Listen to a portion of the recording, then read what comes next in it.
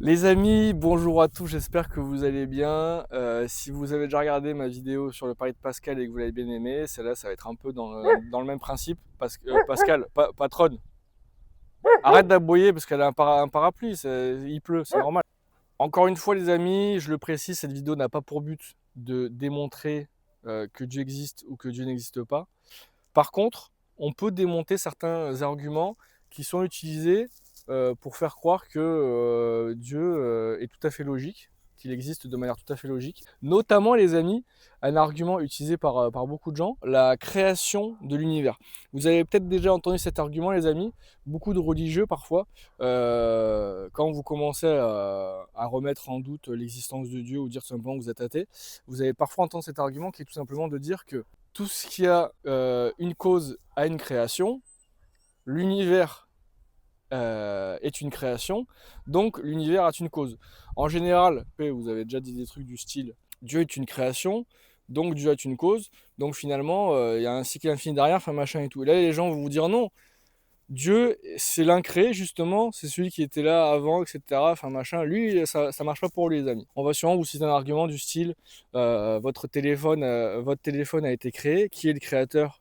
Ben c'est l'homme, et du coup, vous, en tant qu'être humain, qui vous a créé du coup? Les religieux acceptent le fait qu'il y ait quelque chose d'éternel, en l'occurrence Dieu, qui est l'incréé, qui était là avant toute chose et tout machin, qui a toujours été là tout simplement. Donc les religieux acceptent que quelque chose puisse exister de manière éternelle, que ce soit infiniment dans le passé ou dans le futur. Bah, d'ailleurs, ils disent même que le temps n'avait aucun sens avant parce que Dieu est en dehors du temps. S'ils acceptent ça, pourquoi ne pas accepter tout simplement que possiblement ce soit l'univers qui soit éternel? Souvent on utilise l'argument du fait de dire qu'on ne peut pas revenir en arrière indéfiniment, ça n'aurait pas trop de sens et tout.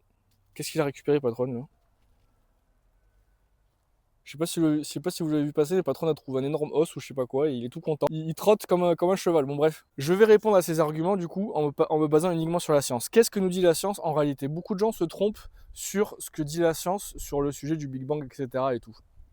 La science ne nous dit pas factuellement que l'univers en tant que tel, tout ce qui existe, est apparu il y a 14,8 milliards d'années, un truc comme ça, on va dire, allez, on va dire 15 milliards d'années. On va dire qu'il y a 15 milliards d'années, et c'est pas apparu comme ça, c'est-à-dire qu'avant il y avait le vide absolu, il y avait rien du tout. Si le vide absolu a même un sens et tout, voilà. Et d'un coup, pof, quelque chose est apparu comme ça spontanément, c'est créé et tout. La science ne dit pas ça. La science nous dit qu'il y a 15 milliards d'années, l'univers était très très dense, et après il s'est étendu. La science à aucun moment nous dit qu'il n'y avait rien. On ne sait pas ce qui s'est passé avant le fait que ce soit étendu. Et d'ailleurs, la science nous dit souvent qu'à ce moment-là, au moment où c'était 14, 15, 14 puissance, je sais pas combien, moins machin, là, vous savez, avant le Big Bang, là, il y a une espèce de chiffre, là, je sais plus ce que c'est.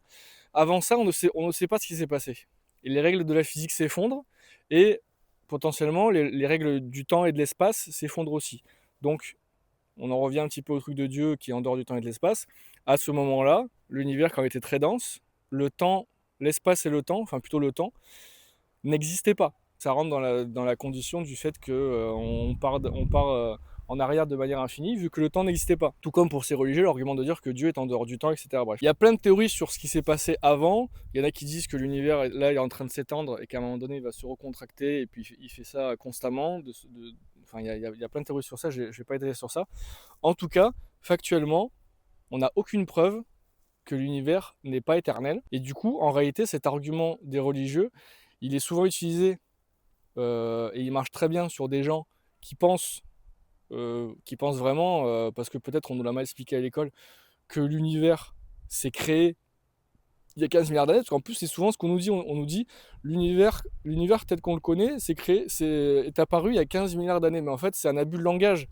Quand on dit l'univers tel qu'on le connaît est apparu il y a 15 milliards d'années, c'est l'univers avec les lois qu'on connaît, avec la physique qu'on connaît et tout, est apparu il y a 15 milliards d'années. Mais en réalité, la science nous dit qu'il y a toujours eu quelque chose.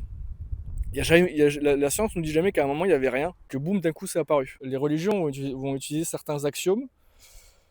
J'utilise un mot un peu savant, je suis désolé, je fais un peu genre et tout, j'avoue là. Les religieux vont partir de certains critères inchangeables dans leur argumentaire, notamment le fait que l'univers a été créé, alors qu'en réalité, on n'en sait rien.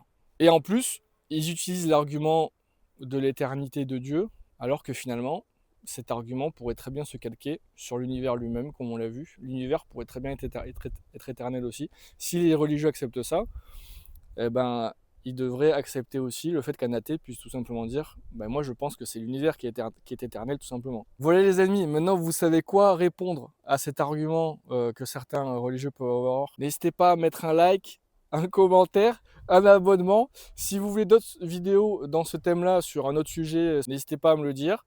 J'essaierai d'y répondre en vidéo, pourquoi pas si c'est intéressant. La bise.